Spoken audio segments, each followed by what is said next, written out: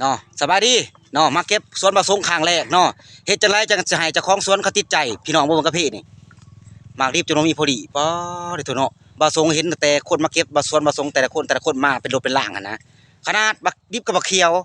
แล้วก็เป็นหยังบ่สงจังบ่คอยสิเอาคนโลดญาติมากรีบกับบักเขียวเพราะว่าให้อยู่เอง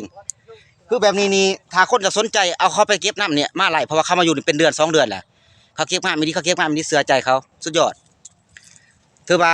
ถือว่ามีงานเขาเลยนะคะแนวนี่เก็บบอกดิบบ่มีเพราะว่าเขาเก็บให้เจ้าของกลุ่มเขาหลายคนแล้วผู้เขามาหลายคนแล้วผู้หลายคนเขามามาไว้เลยเพราะว่าแถวโลกหันแถวโลกข้างๆมีแต่โลกเบิดให้มันไหลลอยโลมื้อนี่พูดจี้เพิ่นให้บ่ปากเนาะถ้าว่าใครสนใจทีมงานเพิ่นเอาไปไล่เพราะว่าเขานอนอยู่บ้านกระเพื่อเขานอนอยู่เถียงมันเขานอนบ้านกระเพื่อดอกติดต่อหาเขาไล่เพราะว่าเขาอยู่บ้านกระเพื่อเฮานี่แหละถือว่าเขาเก็บงามเขาบ่มีมักดิบพี่น้องถือว่าสุดยอดเขาเฮ็ดสุดยอดหลายถามเขาว่าเขาเคยเก็บมาอยู่กลุ่มมา2 เดือนถามว่ามีมักดิบเขาตัดบ่ตัดนี่เนาะถามเขาโลดถ้ามีมักดิบเขาตัดเนาะตัดบัดนี้เขาก็เลยเก็บบ่ให้เงินโอ้อันนี้ดิโถสุดยอดถือว่ามีงานเขาเลยบักดิบบ่มีพอดีนี่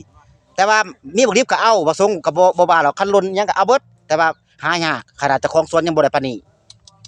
งานไม่ดีดอกโอ้สุดยอดเฮ็ดบ่ได้คือพวกเจ้าหรอก